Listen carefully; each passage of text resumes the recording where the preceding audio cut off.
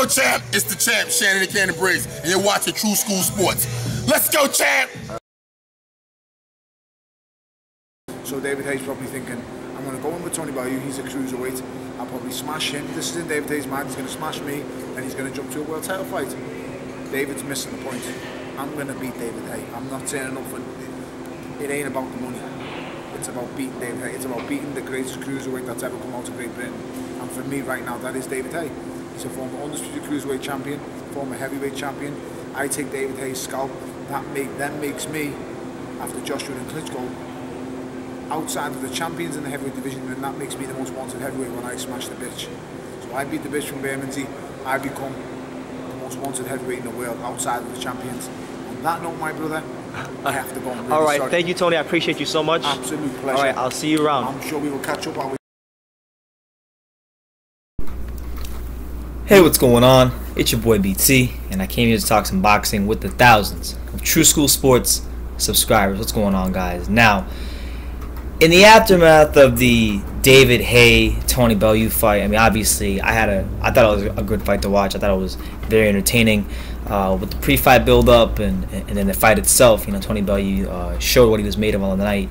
He shocked the world, and he did what many people on YouTube and in the boxing world at large said he wouldn't do, which is defeat David Haye in rather spectacular fashion, I might add. So I've noticed since the fight ended, not just in YouTube comments, because I have been watching a ton of IFL TV videos recently because they've been putting a lot of content, a lot of good stuff, so I've been checking them out, and I've been reading the comments after the fight and been on social media, looking at the comments on like Facebook and Twitter, and been getting comments on Facebook, and man, people will do anything to discredit Tony Bellew's win. I mean,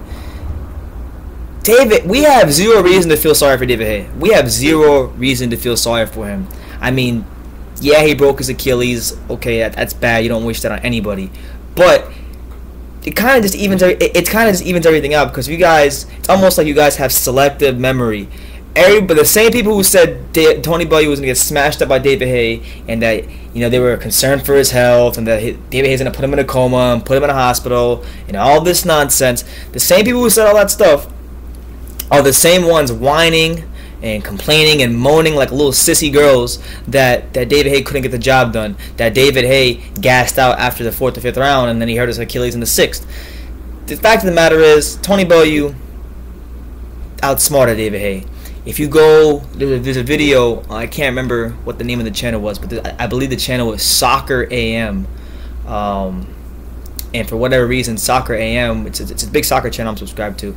Soccer AM, they did a video in the ring with Tony Bellew before the fight. Bellew was literally saying what he was going to do before the fight, and broke down David Haye's stance and whatnot. I watched that video a couple times before the fight, and then I watched the fight to see if he did those things, and he did everything he said he was going to do in that video. He did in the fight.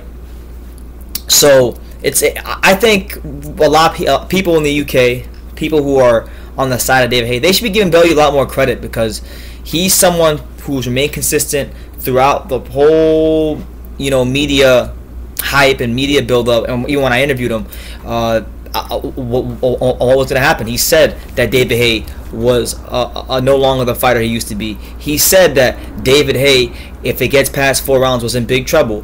He said that David Haye was not going to beat him. Just like you guys saw in the beginning of this video when I played you the clip from my interview. He deserves to be praised for the win, because he stuck to his game plan. He outsmarted David Haye. And people were saying, well, if Haye didn't get the injury in the 6th round, according to many of you guys, the fight wasn't supposed to go to the 6th round anyway. So why all of a sudden now everything's about the 6th round when Bellew was supposed to get smashed up by David Haye jabs and all that stuff? Let's not forget that Bellew broke his right hand in the 2nd or 3rd round. It came out after the fight that he broke his hand in the 2nd or 3rd round. So there was that. And on top of that, he took David Haye's best shots in those early rounds. So are we just going to ignore all that just because David Haye had an injury and it didn't go the way you wanted? No. We give Tony Bellew his proper credit. It's one of the biggest upset wins we've had in boxing in quite some time. Maybe since the Fury-Klitschko fight. I would probably say that was the last huge upset. But this might even be bigger, because at least with the Klitschko and Fury fight, people weren't saying that fear he was going to die or get put in a coma. You know, they just thought he'd lose. People were literally talking about this guy's health and how he would not be the same person after this fight. And you know, David Haye before the fight was saying that he wanted to do he wanted to do physical harm, and he wanted to put this guy on a stretcher, and that he wanted to just give him brain damage. All this crap. He had no compassion. Not that you're supposed to be compassionate, but you don't come out and say that. You might feel that way going into the ring, but you don't come out and say that.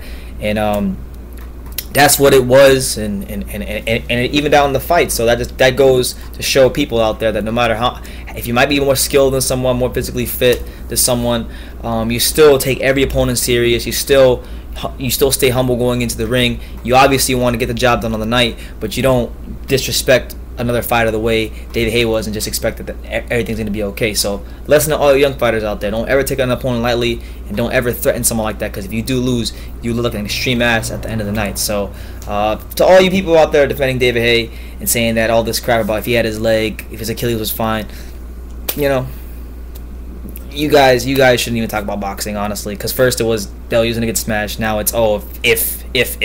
Well, if we're gonna play the if game, well, if there was a proper ref for the Kovalev fight, then Kovalev would have got, or Kovalev would have knocked out Ward. If we're gonna play ifs all night, if Roman Gonzalez was taller, he would have knocked out Quadras.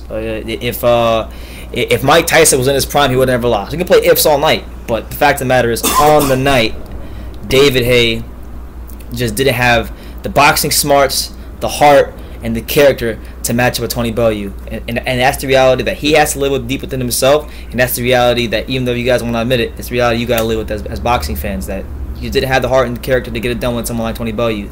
So that's what it is, and I just wanted to get that out there. So let me know what you guys think in the comments down below. Take the time to subscribe, and you can love me or you can hate me, but I'm just a kid from Daniel. So until next time, take care, guys.